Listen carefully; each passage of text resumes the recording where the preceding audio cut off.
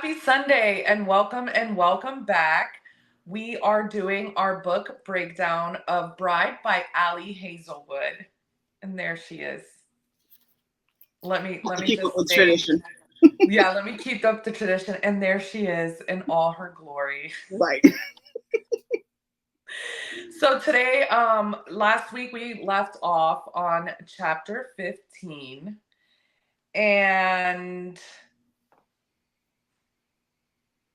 I don't remember where we left off. Like, I don't remember what that chapter ended on. Do you remember? I can tell you because that's my chapter. Um, oh, that's when he falls asleep when she's giving him the head massage and everything, and Yes. yeah, Okay. and he asked her, would you have not been my wife even if you weren't looking for Serena? And she had to really think about that. Mm. So we start off chapter 16 with a blurb from Lowe. That's what I'm calling them. It's a blurb. I support it. And let's just say he wants her. Mm-hmm. And he wants her bad. Mm-hmm. Brown chicken, brown cow. Anyway. So it starts off with Misery waking up in the closet, and she finds a note from Lowe. Mm-hmm. And he says, "On a run, be good, L.J. Moreland." So now we know his middle initials are J. Did we know before? Anyways, doesn't. We didn't. She does not throw this away. She's not one that keeps certain things. As a matter of fact, her and Serena had an issue with this. Um, Serena used to keep her candy wrappers for her unique, I think it was unique candies. Mm-hmm. And this was an issue for Misery. She just didn't understand it. And Serena says that she did it because um, when she looked at them, she could remember, like, have a memory of the taste or whatever. And it actually, they had a fight about it. And Misery being Misery and Petty AF, love her for that because Petty LaBelle right here. Like, my family, you could ask anybody in my immediate family. Like, anyways, I'm working on it, y'all. I don't, anyways, am I? I love it, but I'm petty. Am I? So to get back at Serena for the candy bars, Misery littered empty blood bags throughout their apartment. And they got into a little screaming match, and it only ended when Serena went to call her a bitch or a leech. She didn't know which one, so bleach came out.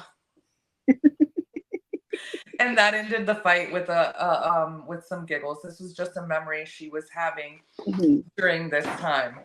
And then Misery goes to take a bubble bath. Now, I remember now, guys, see, it came back. So in chapter 15, they are at Emery's house or compound, whatever it is. That's where they're at right now. So Lowe's out for a run, and they were in the room. The room only has one bed. That's where we ended. They were in the bed. They fell asleep. So she woke up in the closet, found the note, blah, blah, blah. Okay, caught up. Great. So she goes to take a bath. While she's in the bath, Lowe knocks on the door and asks her if she's dressed.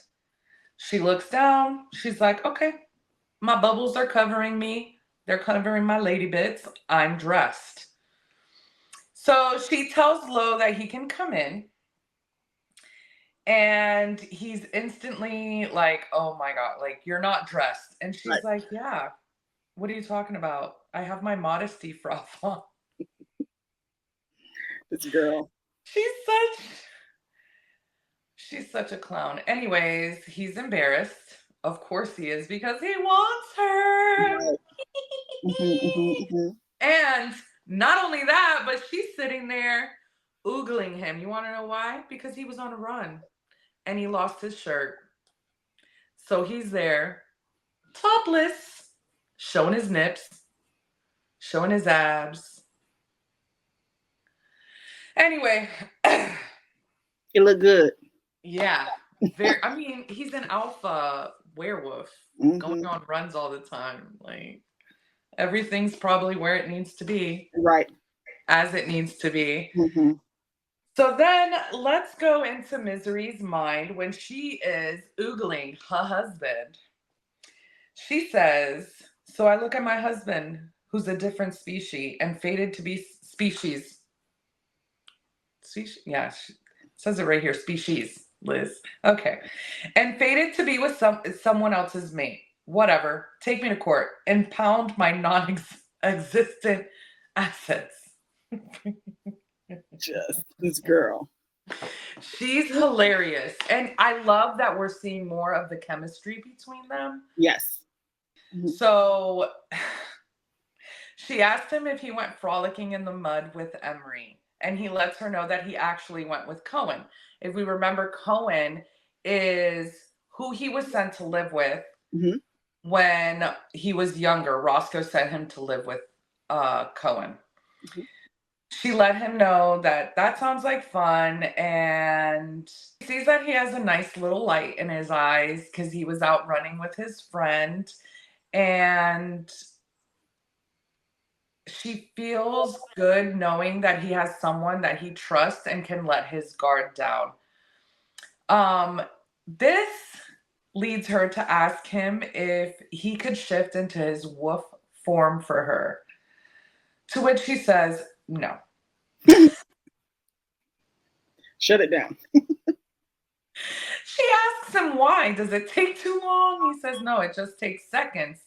And then she's like, is that like another alpha thing that makes your motor proteins extra dominant? Which actually it is, because in his wolf form, he's going to be more animalistic. So his attraction to her, I would think, would be stronger. That's me. That's, you know.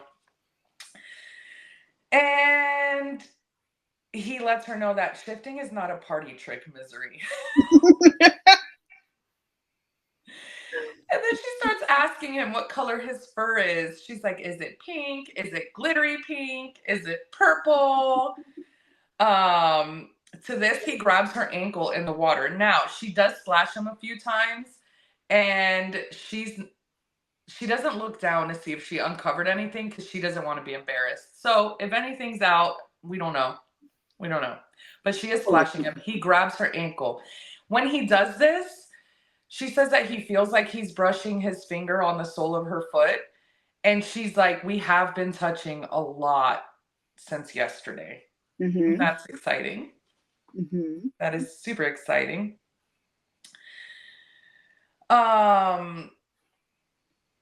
Lo lets her know that he talked to Cohen, and Cohen is going to help them distract Emery so that they can go in and do what they have to do, plant whatever they need to plant. And that Cohen, he lets her know Cohen doesn't know what they're planning. Misery asks him why he's there. And this is when Lo drops a bomb. Are you ready? So Cohen is actually Emery's nephew.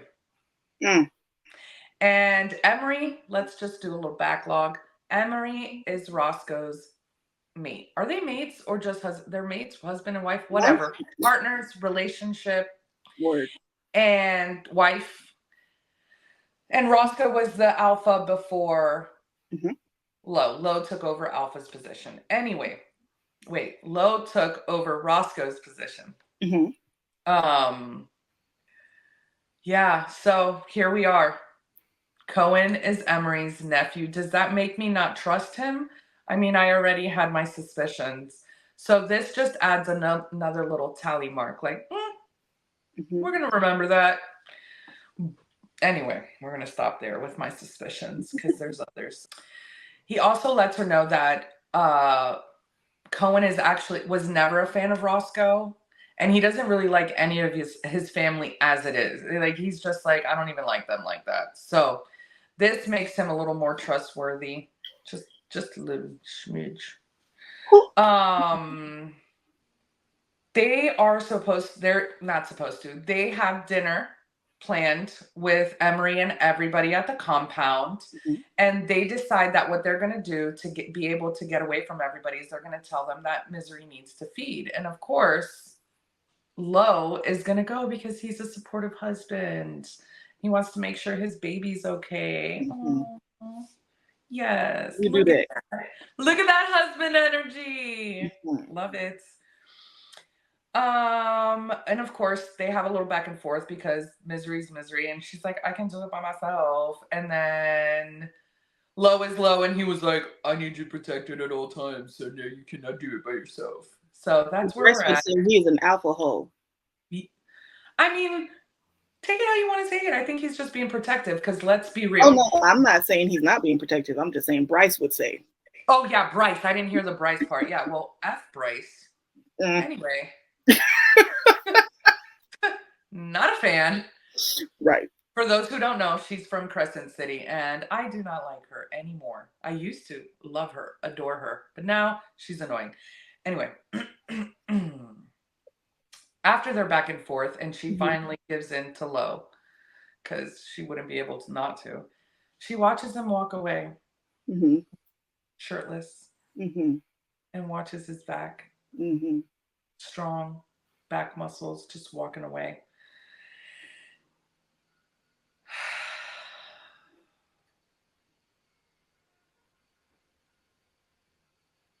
We're just savoring the back. Yeah. Because really, like, a man's back. Yes. That's a real thing. Like, I'm not exaggerating right now. That pause might have been a little dramatic for someone, but for us, was that dramatic to you? No. No, not at all. You took the respectable amount of time to admire it, think of it. Yeah. Embrace it. And she talks about it too. She's into him. I mean, why wouldn't she be? Anyway. So we're at the dinner and we get to see the wonderful Cohen in action. Now, Misery says that Cohen is an asshole in the most delicious and entertaining way. So that also makes him more trustworthy to me. Let's just give you an example of what she means. At the dinner table, they're there. Let's set the scene. It's some of Emery's families, some seconds that stayed neutral when Rowan, when Lo took over. He does have Rowan vibes. No, he doesn't. Because Rowan would have punched Misery. Yeah. Respectfully. Yeah. That sounds bad, but you got to read the book to understand why he decked her. Because, anyways, back to Bride. Wait, let's edit this part out, Liz, because you did not prepare me for that scene. Do you not remember I called you like, Liz? Yeah. She punched her in the face. What? I don't even think we should edit this out. I'm going to post a screenshot of Colette's text message to me. Oh my God. I was like, Liz. Anyways. Go ahead.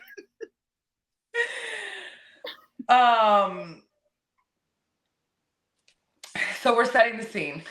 Emery's there. Her family's there. Her seconds are there. Cohen's there with, his people, Misery and Lo.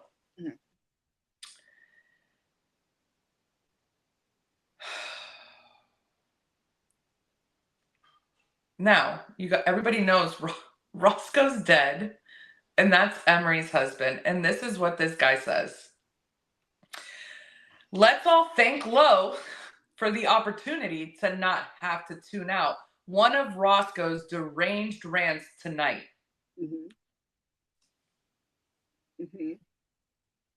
Disrespectful. Gave no fucks. I'm here for it. Like, that's wild. Like, that was wild. I was like, okay. At this point, Misery lets us know that she was a little worried about Cohen, but Cohen liked her. He pulled her into a bear hug. Everything was fine. He's about She says he's about 10 years older. And then she watches Cohen and Lowe. I don't even know if I'm saying his name right. Cohen?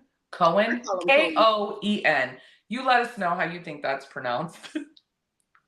I say Cohen.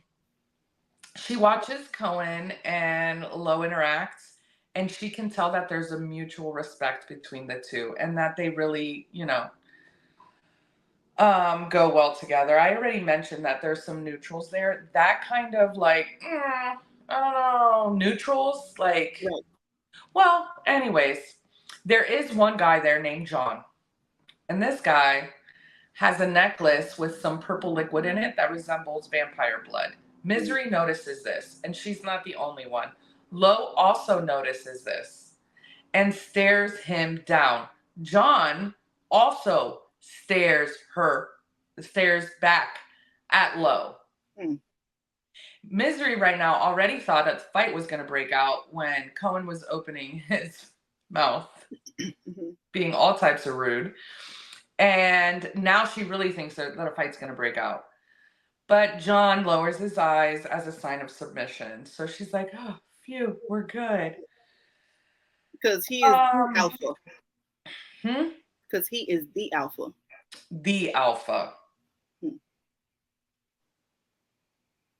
Yeah. Yeah. So at this point, I think John leaves because it doesn't really tell us if he leaves or not, does it? It did. Oh, okay. So I missed that part. So John leaves, and when he comes back, he no longer has the necklace on. So get it low. And then I was wondering, like, I know they're staring at each other, but I was wondering if it was like that wolfy telepathy thing. Like he was like, take it off. I didn't even think about that. That's what I was thinking. Because the fact that he left and came back, because Lo didn't leave with him. He left and came back, and then the necklace was gone. So I'm like, are you just aware it's going to start a fight, or did he tell you take it off? Yeah. Yeah, that's genius. You're a genius. I be thinking sometimes, girl. So Emery starts conversation, and she asks Lo about the human governor and what's going on. He lets her know that he made an alliance with the human governor and that it will go into effect when she starts her term. Now, just as a reminder, the human governor, her name is Maddie Garcia, and she's taken over I don't remember his name, but the other guy, he was more in alliance with the vampires. Now she's like, I'm going to have an alliance with the werewolves. Of course, Emery is not on board with this because of the history, and she brings up how it might be offensive to some of the werewolves that he's making an alliance with someone who has murdered as many weres as they have. At this time, we're introduced to Amanda, who is sitting at the table and is one of Cohen's seconds. To Emery's comments about it being offensive, she rolls her eyes and smiles at Misery. Misery smiles back. I think we have a friend here, guys. I'm excited. But that only goes as much as we trust her. Do we trust her? Because she's Cohen. We don't fully trust Cohen yet, or Cohen, whatever. So welcome to my mind, y'all. Anyway, Lo lets Emery know that his intentions are not to offend anyone, but he would prefer for there not to be any more deaths. And not having an alliance with the humans puts them kind of at like against each other. Right. So Emery then acts like she understands why he made the decision and turns to Cohen and asks him if he's going to be worried since his pack is the one that borders the human territory. Cohen's response to that is, not all of us like to stir up shit with other species, Emery. He really makes it hard for me not to trust him when he says things like that. Yeah. It might be just some great acting, though. Some Tom Hanks acting in that thing. Why are you doing that to me? Why are you doing that to me? That's rude. Listen, as soon as I found out he was related to her, I was like, Yes, but no. Anyway, you're right. God, I don't want. Anyways. I put here in my notes, I'm not sure, but I like them. And Emery slick self replies, indeed, some of you even have vampire spouses. And Misery's like, here I thought Emery approved of our love. She's so stupid. Girl. To which Lo responds, some of us are lucky. Mm-hmm. Yes, you are, baby. He's saying he's lucky to be married to her. And she's so oblivious. And that was his cue to ask Misery if she's ready to feed. Mm-hmm. And of course she's like, yes, please. I need to feed. Mm-hmm. As they're walking out of the room, she hears Cohen call the guy who had the necklace, John, a fuck waffle. That is my new favorite word. From now on, anybody who makes me upset will be a fuck waffle. Mm-hmm. I think I might make a shirt. So she asks Lo if Cohen's like starting fights. I want to know too because he does not stay quiet. Like his, he lets her know that he just likes being brutally honest. She asked him, Misery then asks Lo, like, how did he become alpha? Like, who did he challenge? And he's like, he didn't challenge anyone. When his mom was alpha when she passed away, he ascended. I didn't know, like, we just found out that that's something that's possible for them. So that's pretty cool. He lets her know that not everybody was a fan of that. And he did have some challenges. And she asks what happened. Like, she's like, and like, what happened? His response is, well, he's been alpha for over a decade, has he not? They're so like, anyways. Then Misery and her foolish self asks him if Cohen and Amanda are doing it. I ain't even gonna lie, I thought the same thing. I was like, I didn't even think that. I did. When Amanda smiled at her, I was like, they in cahoots. I know they doing something. So, okay, here we go back to my suspicious mind. When she smiled at her, I'm like, she's trying to get on her good side. Yep. She's, But I thought it was, anyways. Lo lets her know that traditionally in Cohen's pack, the alpha practice celibacy. Like a monk? Yeah. She asks Lo if he's practicing, if he does that, if his pack does that. And he says no, but it feels like it. And she goes,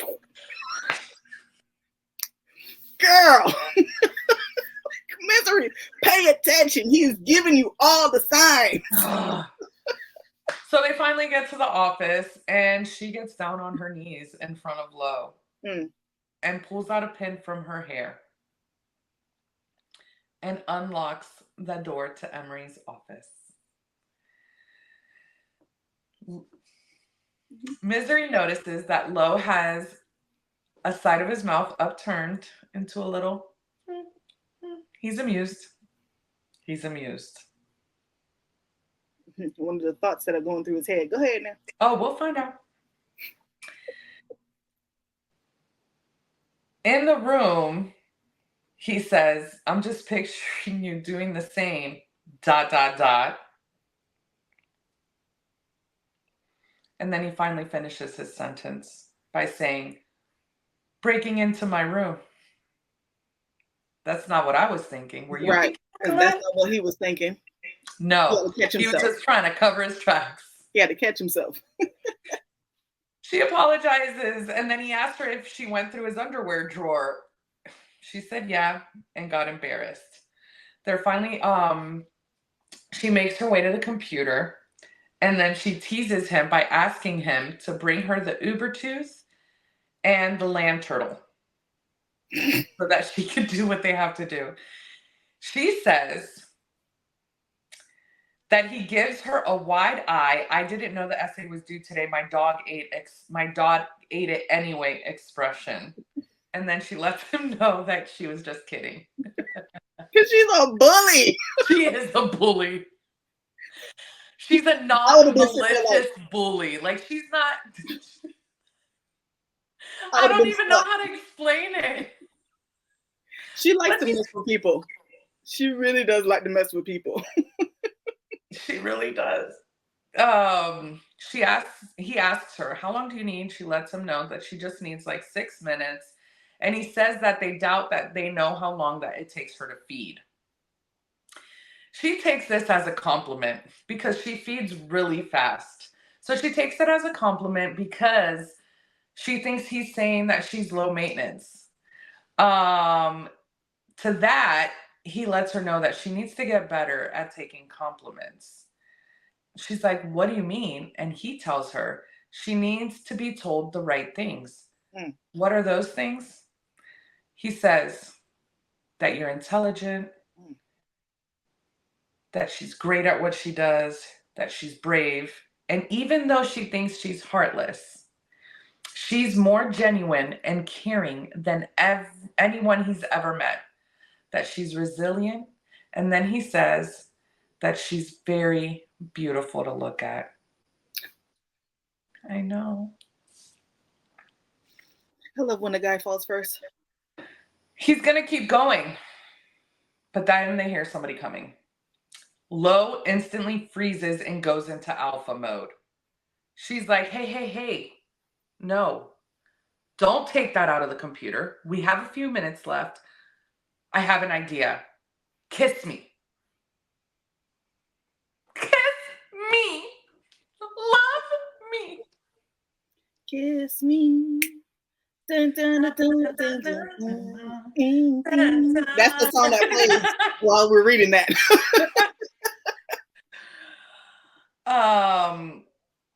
She's like, kiss me. We're newly married. They won't think anything of it. He's like, we told them that you were going to go feed. Right. And she's like, oh, I can pretend that I'm feeding off of you. And he's like, no, girl, they're going to see they're not going to smell blood. They're going to know you're not really feeding. Right. He's like, just feed from me. Directly. Feed from me. Look, girl, hit the neck. No. Right, yeah. Mm-hmm. She gets a little scared and worried because she's never fed off of anyone before.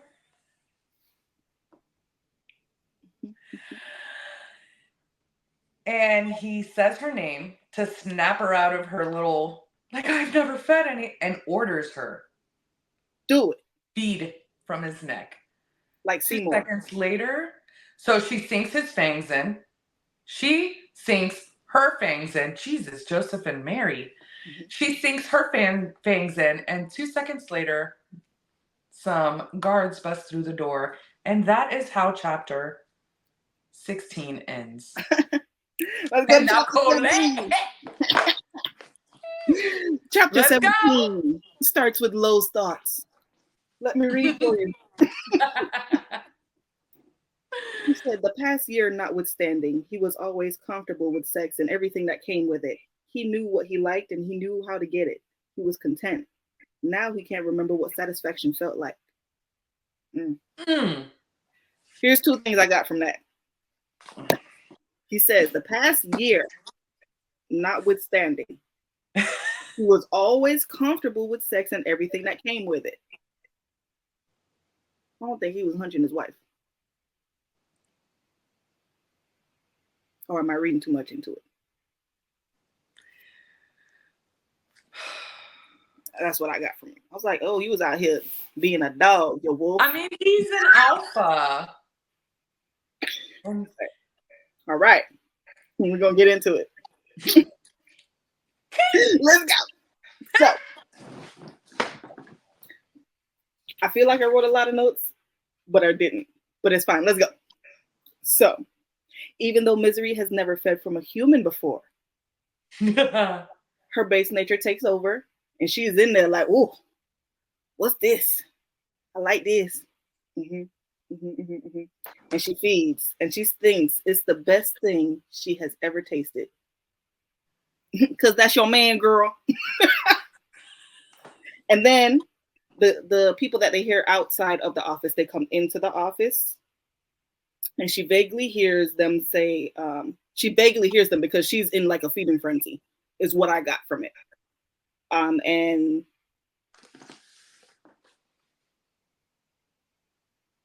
oh please.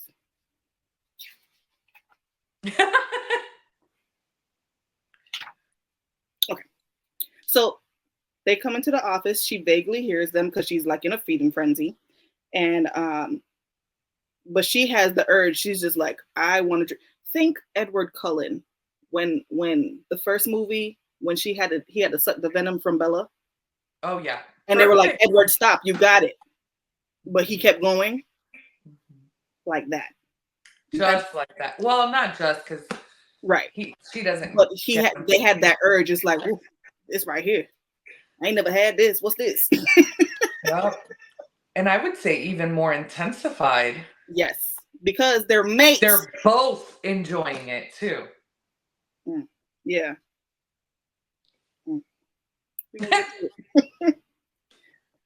So Lo tries to call her name, right? Because he's like, misery girl, and she ain't responding. She just drinking blood, and then he pulls her closer. Go ahead, pull me closer. He pulls her closer to feed. It appears. It don't appear. It is sexual. The same way he was licking on her neck, okay, to mark her, is the same way as she's feeding on him. They're both aroused. I'm here for it. Oh my God. Go ahead and do it. Right. And then he encourages her to take more. It's like, go ahead, girl, feed on it.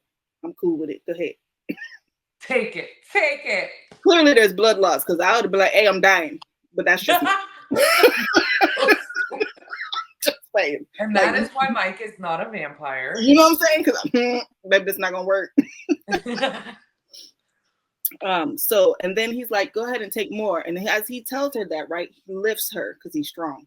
He lifts her up so her legs wraps around his torso, and he has her against the wall. Like I said, this is sexual.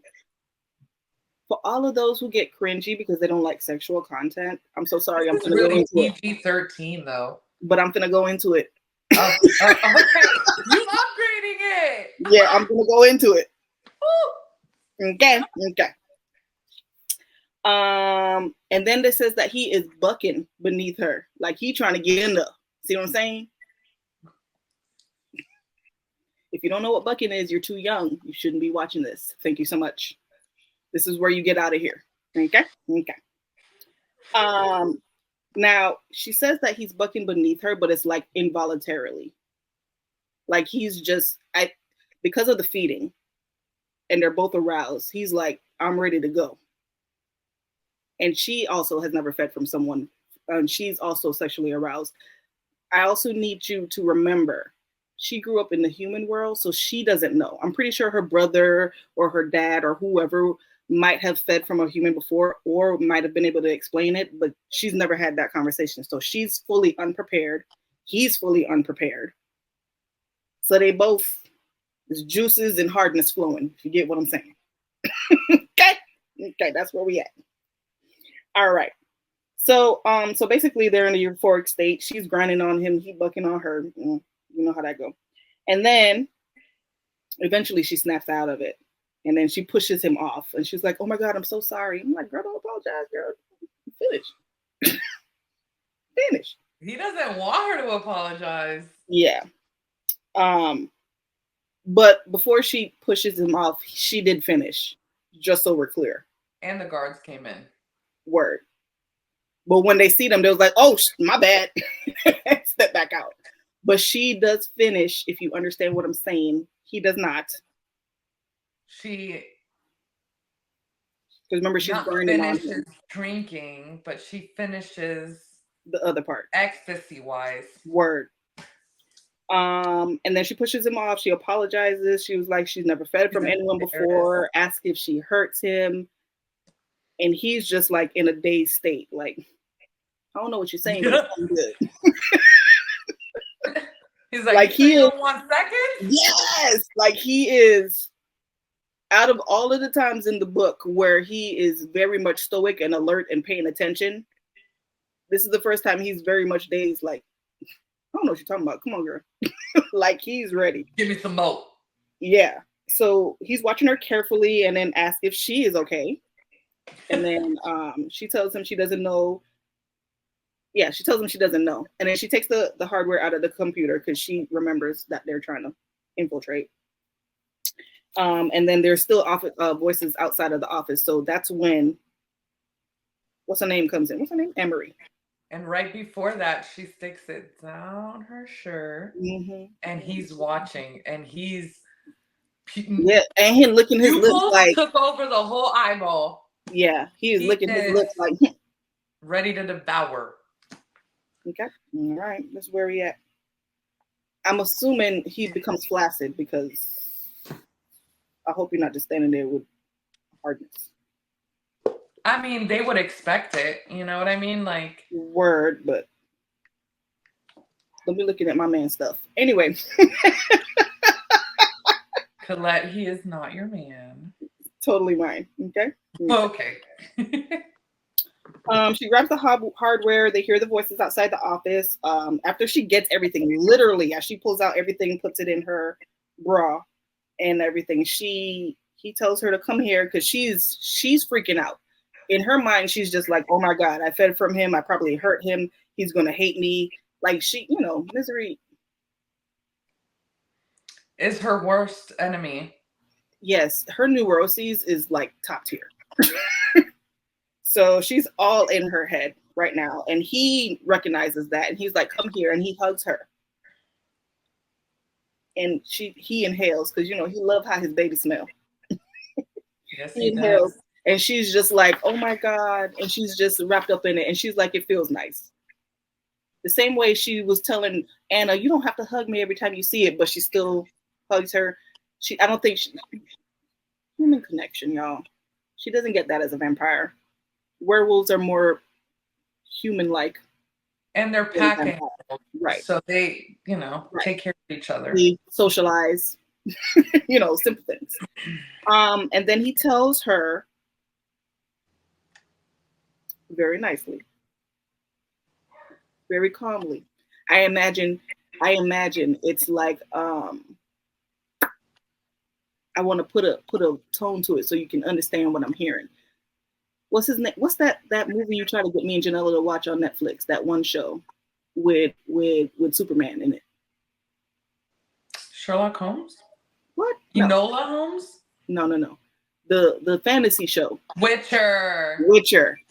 The way he has that deep voice and he talks, that's how I imagine it sounding in my head. And he says, Lo says to her very nicely, I could fuck you,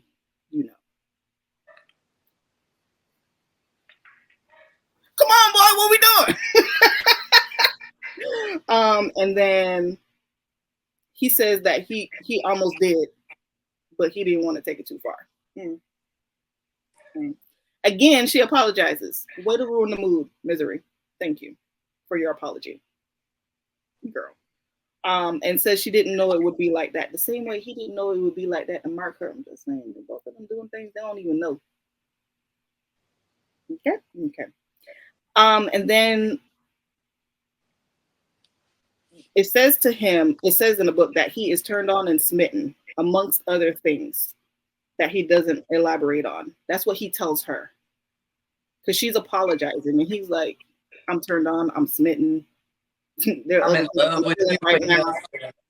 Yeah, he's like, I'm feeling a lot of things right now. It's the fact that he has to literally break it down for her because she is just in her head like, oh my God, I did something wrong. And she feels the exact same way. Okay. And she's about to ask for more blood because why wouldn't she? And then Emery barges in the room because that's what she does, ruin moments. She barges in the room and he is instantly protecting his mate. And he puts her behind him. Like, come on if you want to. So he instantly... I just had a thought.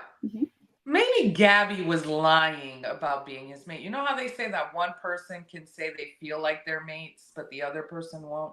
Maybe she was lying. Anyways, continue. We're gonna discuss that at the end of this chapter. Okay. Let's put a pin in that. So he protects her, puts her behind him. Emery leaves because she was like, ew. She really was disgusted. She sees the bruise on his neck and everything. She's like, ugh. Yeah, because there's no holes. She that healed, but it's still bruised. Mm-hmm. And she was like, ugh. And leaves like she is disgusted. So that was actually a really good cover because they were able to go ahead and do what they had to do on a computer. But so she leaves, and then Cohen is still leaning against the door jam, and Lo is not here for it. Lo is like, what you looking at? Like, he's very protective right now. He is in alpha mode. I won't even say alpha mode. He is in mate mode. Like, he is not feeling it. And then Cohen says, let me read from the book. Let me read from the book. What page is this? This is page 225. If y'all want to turn to 225 with me. Like we in a church. Emery makes a revulsed face and brushes past Cohen. Lo doesn't relax, even when she's gone. His broad shoulders remain tense, gaze fixed on Cohen as if he were a threat. Someone I should be shielded from, instead of Lo's most trusted and valuable ally. Which, going by his amused smile, Cohen knows.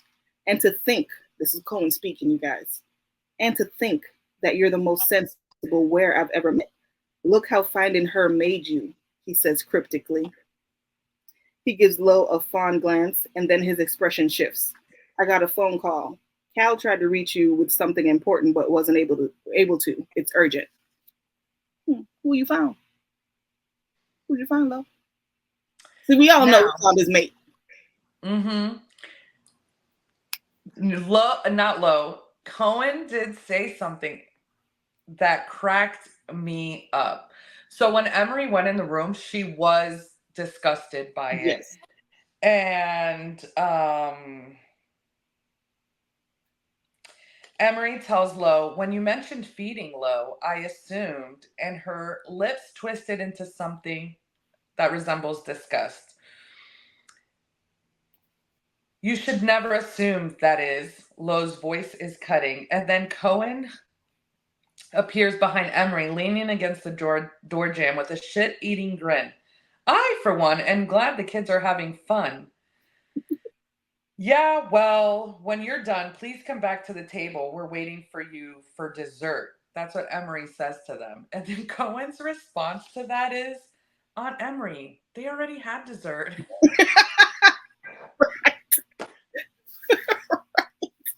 Because he is a little shit. He really is. He is misery in male form. I think so, which is why, Yeah. But yeah, that concludes chapter 17. I just want to put out there, he says, look how it is when you found her. We know what he found. Mm-hmm. Misery don't know, because she's misery. But please continue, Liz. Chapter 18. So now we're on chapter 18. Mm-hmm. We start off with Lo's little... Wait! We put a pin in it. Let me take the pin out. What do you mean? Okay, so you know how... I had to remember. She's like, wait, what? Oh, got it. Yeah. So we start off chapter 18. No. Start back over from the mate thing. You said Gabby. Like, what if she's just this infatuated chick who's just like, oh yeah, he's my mate, but he's really not. She's just like infatuated. I don't know, only because he said that it can sometimes not be reciprocated. So how would they know that it's real? I don't even know if this matters, but it's just a thought. I don't know, but she need to come into the scene so we I don't trust her. I don't trust her. I don't trust her either. But she need to come into the scene so that we can see the interaction, and then, But continue. Okay. So Lo starts off chapter 18 by saying, her presence soothes him more than a full moon run. Mm. That's powerful. Mm-hmm. That, I'm telling you, that man is poetic. so we start off with them in the plane on the way back Mm-hmm. to Anna. Excuse me. Because this has something to do with Anna. While they're on the plane, they're not really talking. So she's checking her Raspberry Pi, which I'm guessing is their phones, to see if everything that they planted over at the compound is working correctly. But the Wi-Fi in the airplane is too spotty, so she can't really check. He doesn't really talk. He doesn't really talk, and her heart aches for him because she knows that right now he's in his head hardcore about everything that's going on. Yeah. When they get to the house, Mick lets them know that Anna wasn't, like, she just wasn't feeling good when they first left, but he didn't say anything because it wasn't anything. At first it just started off as a low fever, but then she started shivering and saying that her bones were hurting, and she started to upchuck. So for those of you who don't know, upchuck means vomiting. Anyway, That's so funny because I was thinking in my mind, I was like, this is so polite because I would have said threw up. my friend Shayna taught me that word. I never heard it until I worked with her, and she was like, yeah, I was upchucking, and I'm like, you were what? So Lo instantly gets into alpha mode. Mm-hmm. And asks if she's keeping the liquids down. Juno lets her know that she's not, and that no, Mick lets her know that she's not, and Juno's upstairs with her. Misery notices that everybody looks a little bit older because of the concern, and when they go upstairs, she finds everybody pacing outside of Lo's room because that's where Anna picked to go for comfort, was to Lo's bed naturally. Even with everything going on, Misery knows that Lo is terrified, but she notices that he doesn't let it show. She thinks that like this might be some type of alpha trait where they can burn their emotions and just focus on what's going on. And she says like this is something my dad, would agree on. Like he would respect this. The Misery asks, is this something that happens to Wares? At this, Cal and Mick are surprised because she knows. Juno's also a little bit, but she plays it off a little bit better. And she asks Lo directly and calmly if he told her. Juno lets Misery know that they're really not susceptible. They're real susceptible. I got it. They are not susceptible. Susceptible. Boom. Yeah. I have it here. Susceptible. There we go. To viruses and bacteria or whatever's going on with Anna. She doesn't. I need to be a werewolf. She does let her know though that there are poisons that can affect them, but not in the way that whatever this is affecting Anna. So it's not poison. This is the first time they let Misery know that this is the first time that Anna's ever really been sick like this. She's had like a runny nose or some sniffles, and they've always chalked it up to allergies. I think it's Cal that lets him know that they still have some of the medicine that they got a few months ago. And he calls it Tylenol. And it's Tylenol. So. Yeah, when I read that, it's like, yeah, we got some Tylenol. And Misery's like, Tylenol? Tylenol. And this makes Lo look at her like in an admiring way because she knows, and asks her how she knows. She said that she was just guessing that, and let him know that that would actually help Anna with the fever and the pain. Um, she goes over to Anna and touches her forehead, and Anna asks her to keep her hand there because it's cool and it's making her feel better.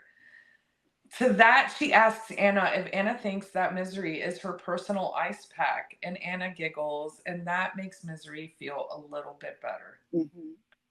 Um, Misery then asks Anna how she feels, and Anna lets her know that she's currently feeling like she's going to puke all over Misery.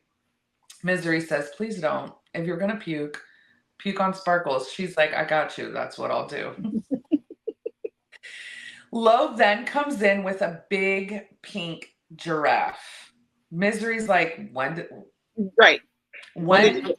Where did he put it? Like, what? I don't know.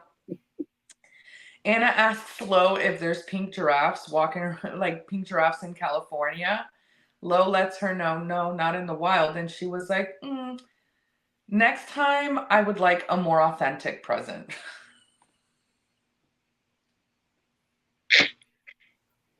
I love her. She then lets him know that she misses their mom. And that asks why Misha has two parents and she doesn't have any, and that it's not fair. My heart is broken for this little girl and Lo, because Lo has to, like, Yeah. Misery and Lo stay with her, and they're both holding one of her hands, and they stay there until Anna falls asleep. Once they leave the room, they let everyone, Lo lets everyone know that he's going to be taking her into human territory to go see one of the doctors.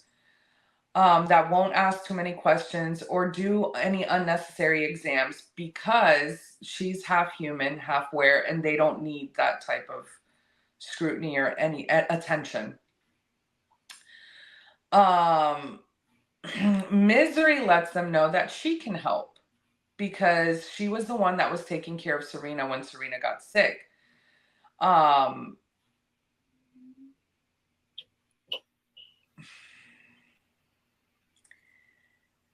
And then Mick steps in.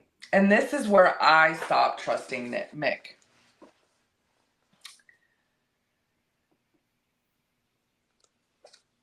He is so against this. Misery keeps saying, like, look, I know what Serena took for bacteria. I know what she took for viruses. We just need to get to a pharmacy. You can get that stuff. You just need a prescription. Lo's like, no, I don't need it. Mick keeps rebuttaling. Like, he's just like, no, we should take her to human territory. And Misery's like, no, we shouldn't even be moving her with her the way she is. Let's just give her this medicine. Juno agrees with her, takes Misery's side. And to that, Lo is like, okay, let's do it. Mick tries to rebuttal again. He's like, no, we're doing it. And if it doesn't work, I'll take her to the doctor tomorrow. Lo then leaves. Why are you trying to get her out of territory, Mick? It just got me so mad. And I'm like, this is why I don't like people. I like you, you dick. Meg even tries to discredit Misery because she's a vampire. She's like, hold up. I lived a decade and a half. So that's 15 years. Yes. In the human territory. Taking care of my human sister. I got this. And of course, Lo's like, after Lo says, we'll take her to the doctor tomorrow if this doesn't work, he leaves. He comes back an hour later, and Misery notices that he has some blood on his knuckles. So obviously he broke into a pharmacy and stole the medicine. She then takes the medicine and starts smashing up the pills because that's what she used to do for Serena. Serena couldn't take pills until recently, embarrassingly so. I still can't take pills. So when she's done, she takes them over to Anna. And Anna asks her why there's so many. Misery explains to her what they do, and all of that stuff, and told her to quit bitching. Straight up, just take the medicine and quit bitching. Anna says that it tastes nasty, and that gets Misery some stank looks from the peanut gallery. Yeah. He's like, you gave her things that didn't taste good. Like, it's Yes. medicine, you guys. So that she takes that as her cue to leave. She goes into Lo's office and walks in behind Alex, who's sitting at Lo's desk. So when she gets behind Alex, she teases him by saying, playing games and GTA no less at your boss's desk. This year's goal of today's workforce. She's just always poking at him. Alex gets scared because he didn't smell her coming in. And he mentions that, and she instantly changes the subject and asks him if everything that they planted over at Emery's place is working. And he says, yeah. And then he says something about the smell again. And she's like, hey, well, look, Lo wants us to work on a new project. And he's like, oh, yeah, what is it? She's like, well, what you're going to do is you're going to look up any males in the last 10 to 5 years that were part of the Ware and Human Bureau. So she said that was easier than asking for 8 years, because what she's doing is having him look for males that could possibly be Anna's father. Mm-hmm. So,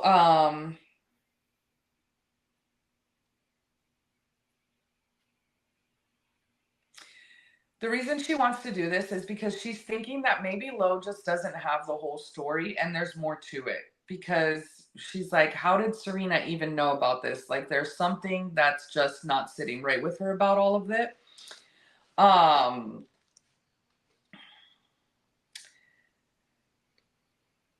She let him know that Lo is looking for people who interacted with their pack. But when she says it, she's like, Lo's looking for people who interacted with our pack. And she's like, wait, did I just say our pack?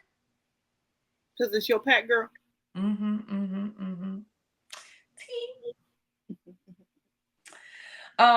She asked him if he could start now or if he's too busy playing pretend street gangster. She's such a jerk. When she says that to him, she says that he flushes like a shade of green because his blood is green and not red. Just weird to me. Yeah. This is when he realizes what she smells like. And she realizes it, that he realizes it. And she's like, bye, Alex, and goes to leave. As she's walking out, she hears Alex ask her, why do you smell like my alpha marked you? So when she goes back, she realizes that Mick and Cal left, but now Lo and June are sitting outside of his door whispering.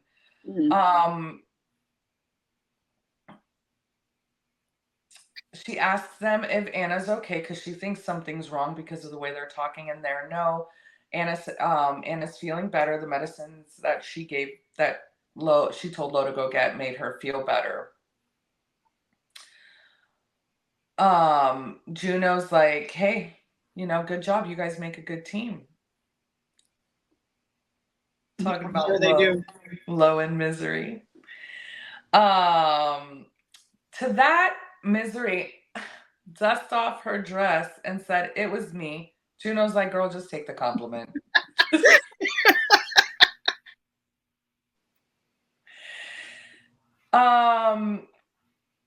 She realizes that Lo is kind of spaced out. She tries to comfort him by saying that Anna's going to be okay.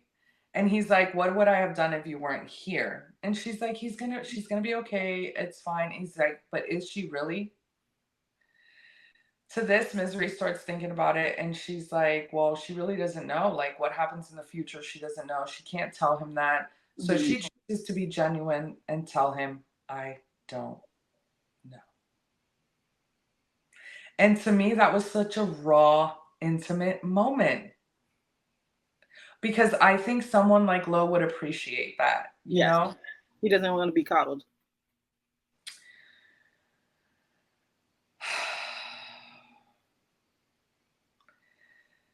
one of the things that made her tell him she didn't know if she was gonna was that she doesn't even know if Serena's okay. And this was the one person that was on her radar, and she couldn't even tell anyone if Serena was okay. So that kind of like makes her feel bad. Um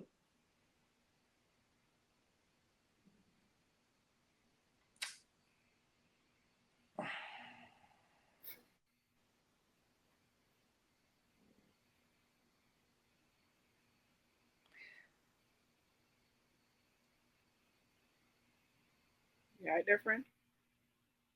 I got my chapters confused. I'm like, doesn't she ask him to go in the room? No, that's in chapter 20. Okay. So her heart's really hurting for Lo because she sees how he's like really in his head about all of this and she tries to comfort him. He sinks to his knees and buries his face in her lap. And she starts running and she lets him and she starts running her fingers through his hair. And it's a very, very intimate moment between them because he's really just allowing himself to be Comforted. him, like be vulnerable with her.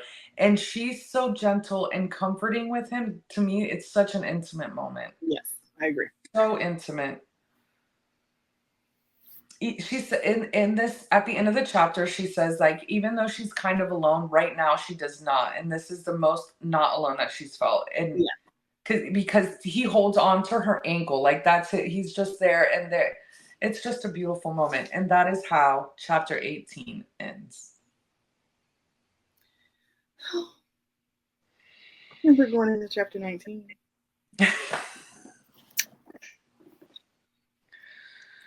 So, chapter 19 starts with Misery. She's on the phone with her brother. Prior to her making the call, she goes to Ludwig and she was like, "Hey, can I call my brother?" And Ludwig says, he looks at her and he was like, "I'm assuming he didn't tell you." She's like, "Tell me what?" And he says, "The Alpha says you are not to be restricted in any form because I'm his baby now." So yeah, and she can do as she pleases. Those are the words. She's not to be restricted, and she can do as she pleases. Because they both over here marking people and sucking blood. We in here, okay? Gabby, who? So she called him, the brother, to find out if there were any side effects to feeding from a human. Weirdo. She's like, "Hey, bro, we've never had the conversation. Are there any side effects to me feeding from a human?" And he was like, "Nah." I'm gonna get into it. He's like, "Nah." And then then he was like, "Why are you asking me that?" Because they're twins, so I'm assuming it's that twin tuition. And he's like, "Why are you asking me that? You've never asked me that, like ever. What? Did you feed from Lo?" This is how I imagine it going. "Did you feed from Lo?" Me too. She was like, "I will neither confirm nor deny." I was just asking purely for theoretical reasons. She's like, "No, I know you did it. Don't do it again." So he tells her, he was like, "Look, I already know you fed from Lo. It's fine.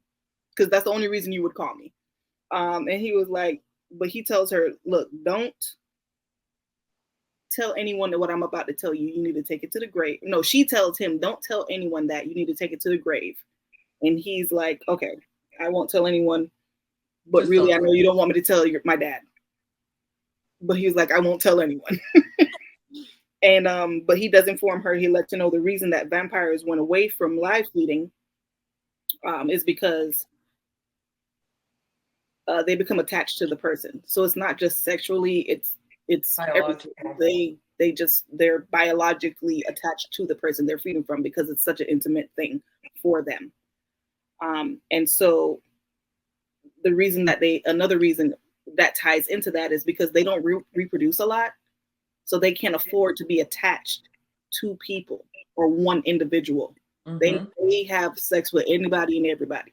They're just little harlots, okay? Running around the streets doing what they do because they try to reproduce. Like I said, humans reproduce, whales reproduce. Vampires have a hard time because even the twins, her and her brother, they're twins, and that was just like a major thing for them. Like they don't have twins. Twins are very infrequent. So they're like, you can't do that. He's telling her, you can't do that. You can't become attached. You need to not do that again. And then what did I write? Hold please. Let me find my notes.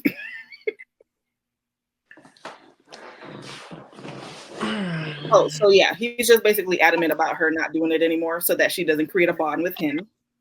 And also, it's been 2 days. When he calls her, it's been 2 days since she's last seen Lo. Like after he sat here and rubbed on my ankles erroneously. He just dipped.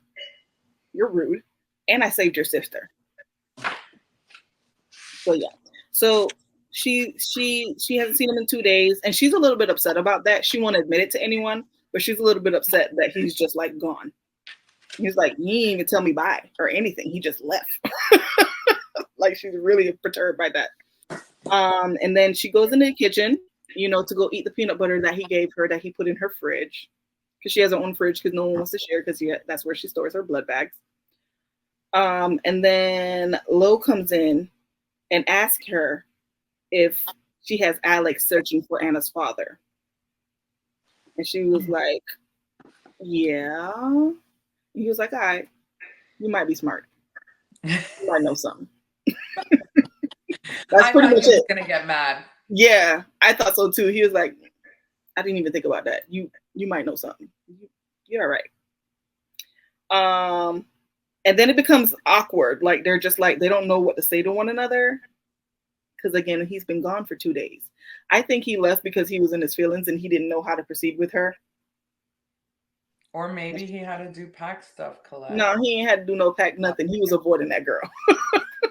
Low. Mm. So the conversation becomes awkward, and then he tells her that she has peanut butter on her nose, right?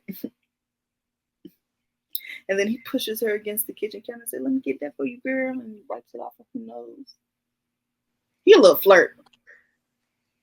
And she's so oblivious, she don't even get it. Because he's just like, oh, he's so nice. No, misery. God. And then she says that she is concerned but isn't scared. Like concerned about him, being in the space. Because he pushes her against the counter and he basically like has her cornered against the kitchen counter. And obviously she's vampire, he's werewolf. But she's like, she's concerned, but she's not scared. So this is where we are now. First she admitted she thinks he's cute. Now she's admitting that she's not really worried being in his presence. She doesn't fear for her safety. And then he wipes it off her nose and she licks it off his finger. And then she says, Anna is back to normal to ease the sexual tension because she's awkward. And he's like, yep, she's completely healed. And then as he is leaving, he's walking out of the kitchen. He's leaving and she blurts out for him to wait. And he does. And then she asks him what's going on between them. Let me go ahead and read the passage for you. Page 244. And so she says, what's happening? What is this thing between us? I don't know, he says. And then that was a lie. I do know. We know too, girl. And then she says, I know too. My stomach is an empty, open ache. You have a mate. He nods slowly. It's never far from my mind. Again, this is another instance of them having a conversation where he knows what they're talking about and she does not. He is fully aware that she's oblivious. Okay? And then she says, and I'm a vampire. I have to lick my fangs to make sure that I really am one because my people don't itch to touch his. It's simply not how things go. And he says, "You are." His eyes are on my teeth. And yeah, he doesn't mind them at all. And then she says, "This can't be real, can it?" Mhm.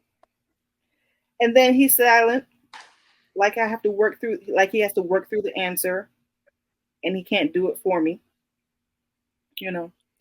And then she says to him, "It feels real," because it is.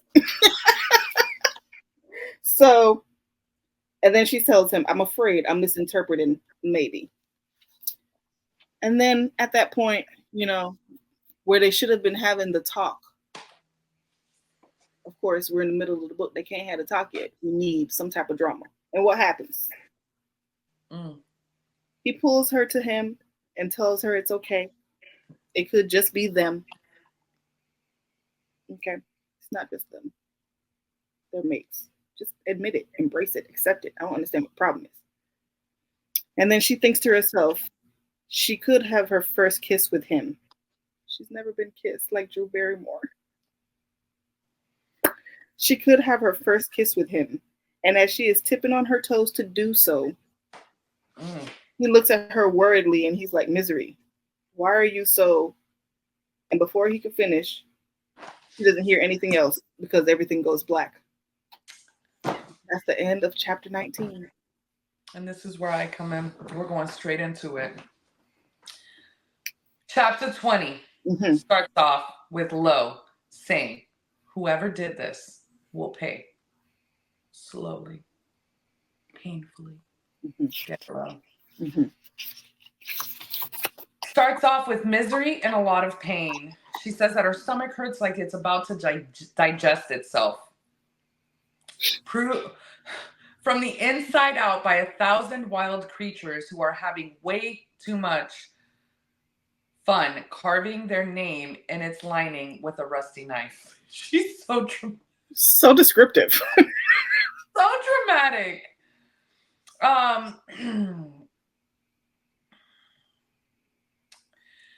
After she says that, she slips into like a void. She hears Lo. He sounds desperate. He's barking orders. They call in Dr. Averill. This is the doctor who was able to go visit her in the human territory and take care of her. Like, he's protected. He has whatever. He's able to do that. Immunity. He is the Collateral's official physician. There we go. He has immunity.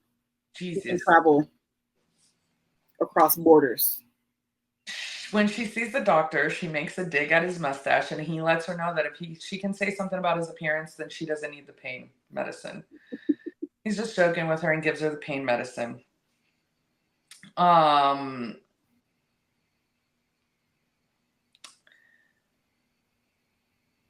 The doctor lets know. The doctor lets Lo know, like, the process of what's going to happen. She's basically going to go into healing trance for a few hours or a few days. He doesn't even know, but her body will be able to take care of this on its own. She just needs to heal. While she's in the healing trance, she's going to look like she's dead. He lets him know that so that he doesn't get worried. Think Bella when she was, after she had the baby. Yeah, girl. Thank you. Wow. You're so good. I try. The doctor also lets Lo know that he's gonna have to tell Misery's father, and that his father might take this as an act of war against the vampires. Which, yeah. Right. After that, she doesn't really hear anything else because she slips out. Later on, she fades back in and hears someone telling Lo that he needs to rest, and he's telling them no. They say, "Hey, I'll watch over her." He says no, and then she fades out again and doesn't hear anything else. She fades back in and hears Lo saying that they're going to take Anna away, and then fades back out. No, she doesn't fade back out. Okay. She fades in and hears Lo say, take Anna away. That's it. Just take Anna away. Mick lets Lo know that they can't be sure that Anna was the real target. Maybe Misery was the real target. Yeah, let us know, Mick. Let us know. Who's the real target, Mick? Right. Because I know you know. Yeah. You're loyal. Juno steps in and says, hey, we don't know if she was the target or not, but let's be safe and get her somewhere safe. Cal agrees with this. Lo gives the final. That does make sense because she was eating peanut butter and then she got sick. It wasn't like she was drinking a blood bag. So, seeing as it is human food. Yeah, but it was in Misery's thing. But Anna's a kid. Yeah. You know? Yeah, but he only came back for Anna. So maybe it's a target if they attack the sister, you know? I would think, no, that's what I'm saying. Like, Anna's a kid. Anna would go, like, she's not going to be like, oh, that's peanut butter for Misery only. Right. She's going to want it more because it's Misery's. Because she thinks Misery, that's what kids do. Think about when we were kids, you know? Anyway, you had that one person you looked up to so bad that Misery is that to Anna. Yeah. Anyway. So, yeah, it's a possibility that she could be the target. I'm with everybody on this.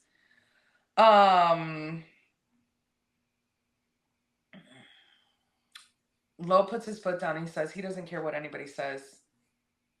He's going to take her to safety. Mick then asks him where. Fucker.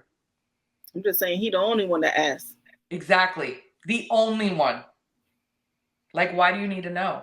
Lo says, that's for me to know. Good job, Lo. And she fades out. Judas. She fades out again. She fades in to feel someone putting a cool kiss on her palm. And then Lo says, Misery eye, ... And she fades out again. So we don't know, but we do know. Misery, I love you. Misery, get better. I need you. No? You don't think that's what he was going to say? I do. Anyway. I'm doing this with you. Such a brat.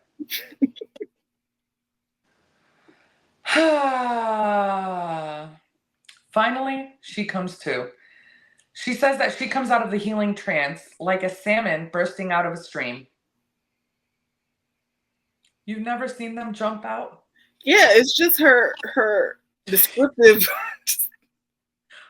Why, girl? What did you do in the human territory? Like, do vampires watch salmon jumping out of the water? Anyway, she sits up in the bed and she's waiting for the pain to kick in. And she's like, oh, no, wait, I'm healed. And she looks down. She's like, this is not my shirt. Oh, but these are my panties. How did they get on me? I don't know. They're actually the panties that she makes. They're the panties from her wedding. She's like, I don't even know how I ended up wearing them. When she stands up, she's kind of wobbly because she's been in bed. She doesn't know how many days or any of that. She says it's 3:30 in the morning. She goes to leave the room to ask somebody who she doesn't know. When she goes to step out, she's hoping that who she has to ask is not the person that poisoned her. And she stumbles over a pile of clothes. She's thinking it was Anna playing with trying to give one of her dolls a makeover. And when she steps over the clothes, they start to move. And that's when she notices that there's a big wolf with pale, familiar green eyes. But she's scared because this is not what she thought Lo would look like as a wolf. It's a huge white wolf. She's backing up against the wall. The wolf is coming towards her. The wolf... She said, Lo, is that you? The wolf blinks at her to let her know yes. Chick starts blinking back, hoping it's Morse code for don't eat me. She's so... Girl is stupid. My God. She says that she lets the wolf know, I don't want to assume that it's low. It's just that your eyes. And the wolf nudges her like, yeah. She says that the wolf is bigger than Cal, which makes sense. And Alpha would be bigger because if we go back to the movie that Collette keeps referencing, Twilight, when Jacob separated himself from the pack, he got bigger. Here, yep. Yeah. And actually, Jacob was the natural alpha for the Correct. pack, like if they went in succession order. Anyways, back to Bride.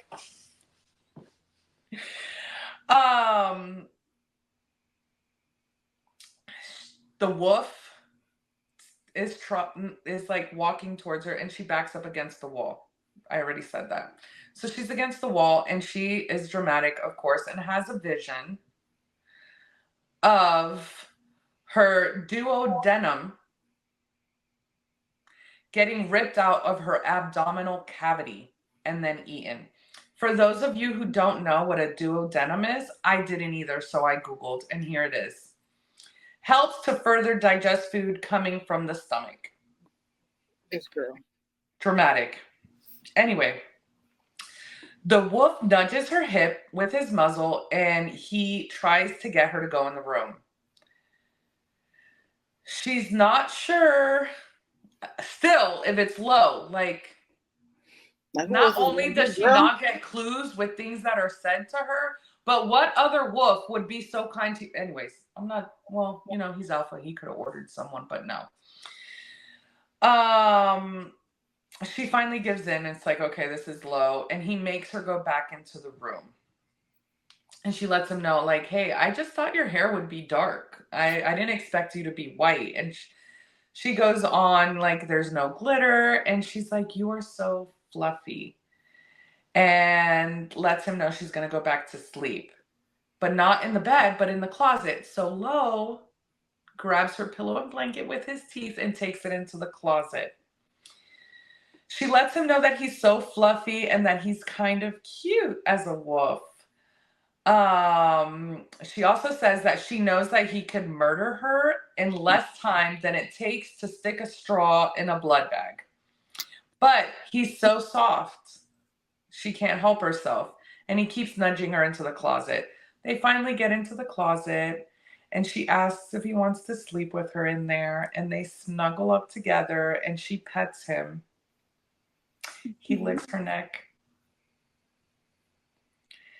And that's how we end the chapter with her snuggled up. And she says that they were intertwined and she's never felt that safe. Guys, that's the end of chapter 20. This was a good set. Yes. Yes. This was a really good set. I really, really, really, really enjoyed it. Well, we are more than halfway through, so I'm kind of excited to see what's going to happen now because clearly there's a climax coming. Yes, because that was just a little blip. There has to be something more. And I just feel like there's a lot of things that are still left open, like Serena. Where is she? Right. How did she find out about Anna? Anna's dad. What's going on with Gabby? Mm-hmm. I want Anna to turn. That would be really cool. I honestly thought that's what happened when Cohen said that he got a call about Anna. I'm like, oh my God, she's starting to shift. But, yeah, that's where we're at, guys. Anybody, like, what are your thoughts? Yeah. I think Serena is with the dad. I liked your theory that Serena's the sister. I think she found the dad, which is her dad, and Anna's the sister, and I think she's with the dad. Maybe she was even looking for her dad, is that what you're saying? And then her dad's like, hey, you have a sister who's half where? Yep. Or something, We never know. I'm excited to find out. That's what I think. But I really want Gabby to come into play because I need to see how that works. Because clearly these two are mates. So is Gabby really a mate and it's unreciprocated? Is unreciprocated a word? We're gonna go with that. I like it. Like, I want to know. Because if that's the case, that's not fair. I mean, life's not fair, but still, like, what? Like, I have a mate, but my mate has another mate? No. That's what I'm saying. She's lying. He's not his mate. Like, she's like, no, we're not going to believe that. Yeah, no. And I think she's working with someone. I don't think Gabby's good. I think Gabby's bad. Yeah. Or maybe it's wishful thinking. I don't know. But yes, absolutely. Let us know your thoughts, your theories. Are you following along? Next week, we'll be back with chapters 21 through 25. And then the following week, 26 through 30, which ends the book.